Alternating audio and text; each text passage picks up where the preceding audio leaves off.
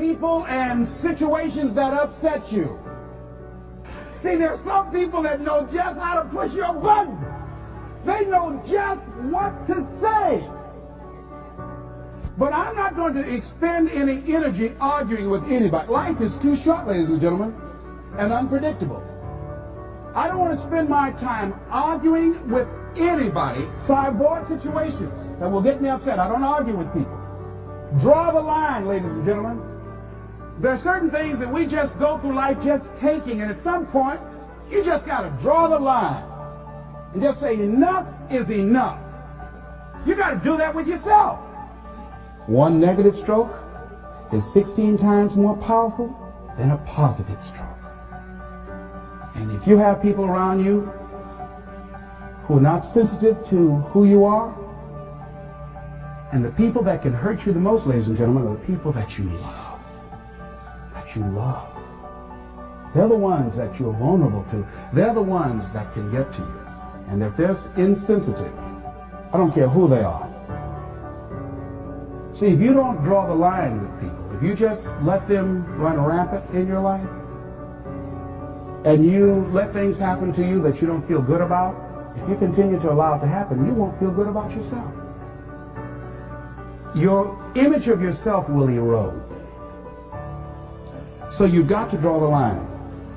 Why do people just go to a job where they're miserable, day in and day out? Why do people stay together and they're miserable, sleeping in separate rooms, or arguing, or the only thing they have in common is paying the bills? Don't talk, don't communicate, don't share anything together. Day in and day out, as short and unpredictable as life is, being mean to each other. Why do people do that? Known hells are preferable to strange heavens because it's familiar. See, life is rough, ladies and gentlemen. It's rough, and it's scary. It's scary growing. It's scary taking a chance. It's scary acting on your intuition, on your guts. It's scary. It's frightening. There are people that's tolerating things right now, and they're immobilized by fear. They can see the hammer coming, and they're afraid to even move because it's scary. To go against the dominant thinking of your family, friends, and those people you associate with every day is perhaps the most difficult act of courage you will ever perform. See, when you start growing, when you start changing the way you walk, the way you talk, the way you act, the way you respond to things, the way you use your time, when you start saying, no, I can't do that. Why? You're too busy. You don't have the time. I have my own agenda. So if people can put you on a guilt trip, they will. And use you and abuse you over and over and over again. You got to draw the line. You have to draw the line on them. Don't go through life feeling like you're powerless. Victims are people that are powerless. You're not powerless. You are powerful. You direct the power in your life. Whatever your life is right now, it is a duplication of your consciousness. It's a result of how you have decided to use your power. That's all it is. That's not who you are. That's just a perverted use of your power that you aren't satisfied with. And you've got the power to change that. Wherever you are, how, I don't know. But I know you've got the power to do that. But you don't know what has happened to me. It really doesn't matter what has happened to you. See, the only thing that really matters is, what are you going to do about it? That's all that matters. That's all that matters. You can allow it to destroy you, or you can allow it to build you up. We never get to a level where we feel that there's nothing else for us to do, that we've achieved a certain number of goals and we figure that we're through. No, no. You don't want to stay there and celebrate too long like a lot of people do. They do something they consider outstanding. They go around talking about what they used to do. See, let me tell you, I used to do this and I used to do that. Excuse me, used to be's don't make no honey. What are you doing now? You're still here breathing. That means you've got some more to give. Doesn't matter how old you are, doesn't matter about where you are, doesn't matter about what you have, doesn't matter about what you've done. Life is about growing. It's about being productive. It's about stretching. It's about challenging yourself. So you start looking around and decide, hey, what else do I want to do? What got me here? It's a time for celebration, but also a time for reflection. What got me here? What worked? What did not work? What do I need to do to repeat so that I can get the same kind of results in other areas of my life? If the goal is to improve my health, if the goal is to improve my relationship, if the goal is to improve my income, if the goal is to improve something in society, what is it I need to do? Now, don't get confused with what you do with who you are. Don't trip. Don't go on some type of ego trip about talking about how bad you are. None of us do anything by ourselves. Develop an appreciation for external support as well as good fortune, because all of those things play a role. The other thing is, don't go overboard. Celebrate. You must meet with triumph and disaster and treat those two imposters just the same. You look at it, hey, I did it. I feel good about that. Now you're moving on to the next thing. Things did not work out the way you wanted them to work out.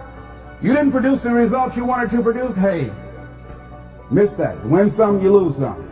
Next, moving right on.